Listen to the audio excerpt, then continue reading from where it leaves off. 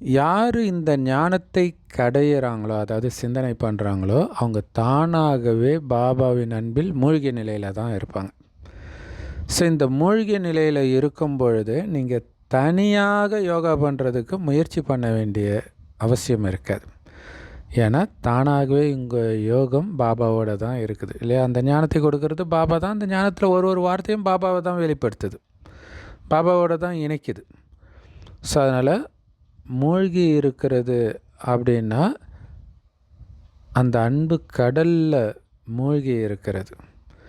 யாராலையும் உங்களை பிரிக்க முடியாத அளவுக்கு பாபாவுடைய அன்பு கடலில் மூழ்கி இருக்கிறதுன்னு அர்த்தம். ஸோ அதனால் கடின உழைப்பிலிருந்து விடுபடுங்க. நீங்கள் கடலுடைய குழந்தைங்க. அதனால் அனுபவன்ற குளத்தில் குளிக்காதீங்க.